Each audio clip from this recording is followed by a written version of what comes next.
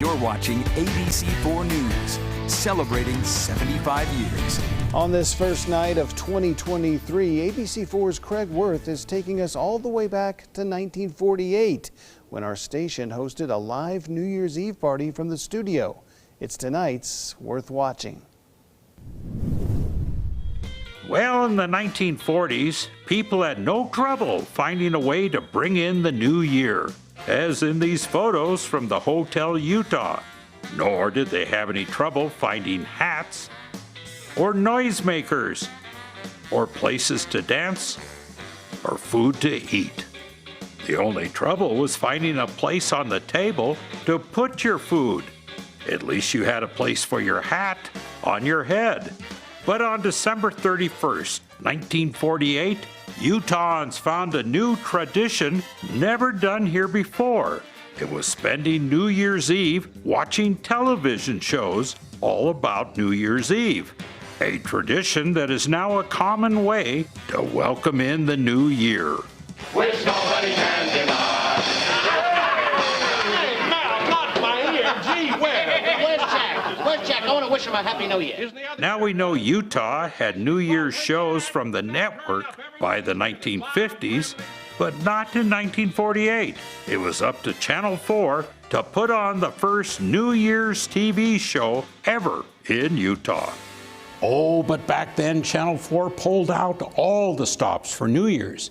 In fact, there was a live New Year's Eve party from the studio. It was for the end of 1948 and the beginning of 1949. Those lucky enough to have had television could see a party that lasted half the night, all in their TV set, all in their living room. Yes, folks in the studio, hang on to your hats. This was the big show. For who's in town? It was party time in town. The audience got their party hats, and a few people got champagne. It was probably 1,000,000 degrees under the hot lights. And it was a show unlike Salt Lake had ever seen on TV. It all took place in the studio, located in what is now City Creek, above the old post office on Regent.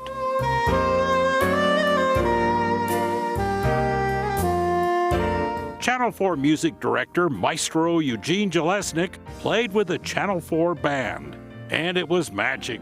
Yes, a magician right there in your living room party. The clocks got closer to midnight. The MC started the countdown.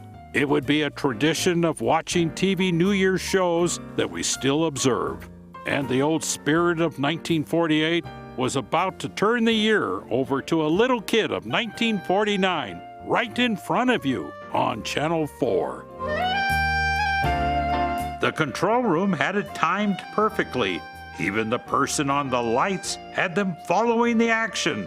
And at 5 minutes to midnight, the dancers were ready. Maestro Jelesnik was playing, and midnight came. But hey, don't go to bed. However, on a side note, it is classy when your pajamas match the drapes. Anyway, folks spent the night with Channel 4 because the dancing was just starting, and oh my goodness, that was entertainment. Your finest entertainment indeed. And a few hours later, it was 1949. Craig Worth, ABC4 News. Now fast forward 74 years and we were ringing in the new year with snow shovels and snow blowers. Oh boy, it was a soggy one initially, but it did change over to snow and we had quite a bit pile up overnight. Mountain folks though, you're right, Aaron, Rick, have been nonstop shoveling, snow blowing. In fact, 17 inches reported at Ear Valley in the last 24 hours. It looks like about 12 inches on the snow stake this evening, and it just won't stop in the mountain areas. We're continuing to see the snow fall. This is what it looked like. Chris Williams sent in this video. This is South Jordan. It just has really been coming down along the south end of the valley where we've had over a foot of snowfall. Bob Bedore also sent this video in when he was out doing his walk this evening. It's just a winter wonderland, even here in the valleys. The further north you go, the lesser snowfall amounts, but even Utah Valley was primarily rain throughout much of the day today, but has now seen a shift over to snow with cooler temperatures, and so we'll see see some accumulations. We'll show you how much. So these are some of the snow totals. Some of the figures will be updated as we continue to pile on some of the snowfall. 42 inches was reported at Sundance. It was closed today, of course, due to the dangerous conditions. Out to 32 inches. I think now 36. Actually need to update that. 31 at Snowbird, solid to 27. Deer Valley, 24 inches. 48-hour totals across a lot of the valleys will be adding to these as well. South Jordan, I think, now closer to a foot. 15 at Alpine, 9 West Jordan. Salt Lake is 6.2. East Layton, 4 inches of snow.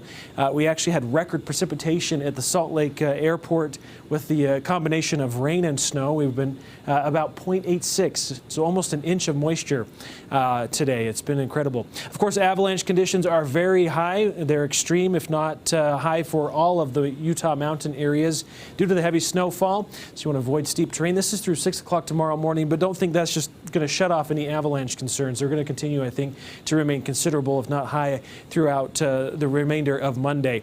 Futurecast showing that the snowfall isn't going to really let up as well. We've got this counterclockwise rotation as the core of the storm system rotates through the Beehive State, and so we'll continue to see rain and snow showers. This is midnight, even into tomorrow morning as this counterclockwise rotation pushes wraparound moisture into northern Utah. Central and southern Utah, of course, continuing to see snow showers as well. In fact, I think the heaviest snowfall overnight into tomorrow will occur in the central mountains and in portions of the Uintas getting clobbered with snowfall. We should see the snow let up into tomorrow. This is about 6 o'clock into the afternoon, so tomorrow morning could be a bit dicey if you are heading out on the roads. But there's another weak disturbance. The high-resolution models keep picking up on some additional snow showers into the late afternoon and evening, with yet another weak disturbance pushing through Tuesday, which could generate some snow across the central southern mountains. Not a very impressive storm system, but it keeps, nonetheless, some snow showers in the forecast. How much more snow could we see through tomorrow evening? Again, the further north you go, the lighter snowfall amounts, but Salt Lake and south could pick up another 3 to 4 inches. This estimating Provo 8 inches of snow, and heavy snow in the mountain areas continuing into tomorrow. And so we're not going to be done with the storm system just yet. Again, the warnings continue through tomorrow. Could see up to 12 inches in some of the mountain areas. St. George will see some rain into tomorrow morning. We have another chance of rain snow showers Tuesday as that weak system moves through. Will be 44 for the high, up to near 50 degrees by the end of the week. Moisture moves back in late Thursday into Friday. Should see partly cloudy skies over the weekend. The Wasatch Front, snow showers tomorrow, breezy winds. Plan on a chance of snow again on Tuesday. Just a small threat. I had to keep it in there. We could see a stray shower. Slight chance on Wednesday. I think partly cloudy skies, pretty quiet. But then rain and snow increasing from the southwest again. So we'll see milder temperatures. Rain and snow showers again into Friday. We should see drier conditions over the weekend. Highs near average, upper 30s to mid 30s. Overnight lows in the mid 20s. Rick?